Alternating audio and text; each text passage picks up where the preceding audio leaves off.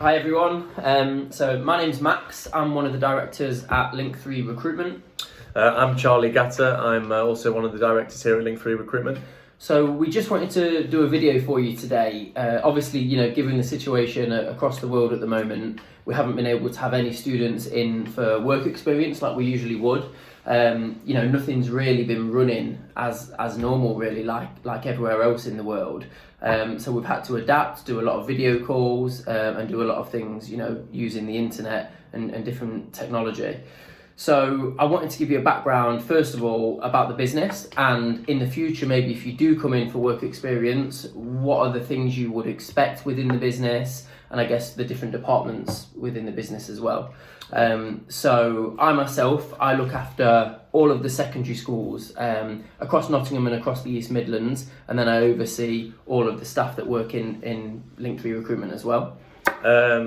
Myself, I look after all the finance at Link3 Recruitment. So all the money that goes in, all the money that goes out, it's my job to keep on top of that and keep on track. Just going back to Max's point about what he does, just for the people that don't know what we do as a company, we're an education recruitment firm. So we supply schools all over the East Midlands with staff, whether that be qualified teachers, unqualified teachers, administration staff, cleaners. We supply across the whole workforce. So just on the back of that note as well, we do anywhere from nurseries, primary schools, secondary schools and further education as well. So chances are if you've had any supply teachers, it's probably been, from us.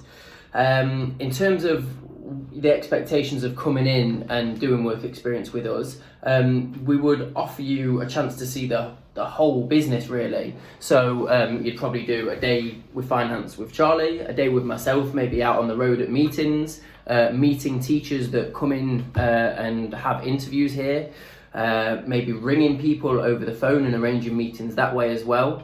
And then we've also got an ambassador program where we have a number of, it might be athletes, footballers, actors, doctors, nurses that work within schools and run projects to help motivate you and inspire you as students as well.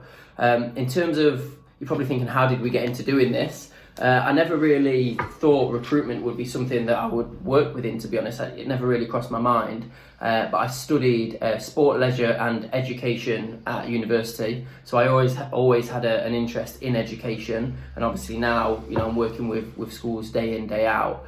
Before that, I worked in gyms. So I was personal training people in gyms. I was working with the membership side of things in the gym. And how it came about is someone that owned a recruitment company came in and offered me the chance to work within recruitment really, and I took the chance, took the step, and then we decided we wanted to open up on our own. A bit of background on my journey. So I played football from a really young age. I went on and did a scholarship with a club called Burton Albion, and then went on to have a professional contract with them as well. A year into my professional contract, I came to the end of my contract and I wasn't offered a new contract at the club. So it was a case of, for me, having a look at my options of what I could do. And me and Max always spoke about setting up our own business in the future anyway. So we put our heads together, and with Max's experience in recruitment, we felt that there was a gap in the market to set up Link3, and that's what we did. We went away, we put together a business plan, putting some real hard hours of graft, putting that together, and then in August 2017 we set up Link3 Recruitment. We're also cousins as well, so when Charlie said we spoke about it for years, literally for years and years when we were growing up. I just wanted to leave you as well with a few tips really.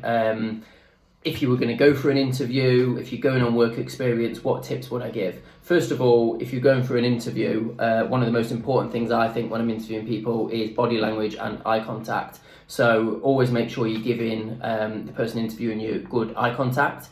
I would usually say a strong, firm handshake as well, but obviously at the minute it's a bit hard and we shouldn't really be doing that. So if it is in the near future, maybe address that situation as soon as you go in and say, I would usually shake your hand. However, given the situation, we probably shouldn't. At least they know then that you would have done that. And in terms of your tips, Charlie, what would you give? Yeah, I would keep it very basic, guys. Going back to the basics, make sure you're there on time. Well, make sure you're there before the time it's set that is for your interview, you know, to give yourself enough time. Make sure you're prepared the night before, whether that's doing some research on the company that you're going to have an interview at, just so that you're ahead of the game. So when you're in your interview, you can really stand out as one of the candidates to the company. If you know already a bit about them, about what the role is that you're going in to do, it really makes you stand out. But just be confident, guys. Be there on time and be ready, be organised. I think ask questions as well. You know, asking questions always shows that you're interested. Like Charlie said, you've done your research and it shows you're engaged throughout the whole interview as well. Yeah. On that note, if you do have any questions, you know, feel free to get in touch with us. We're on social media at Link3 Recruitment, or you can visit us on the website link3recruitment.co.uk. So thanks for listening, and take care, guys. Good luck luck for the future. Cheers.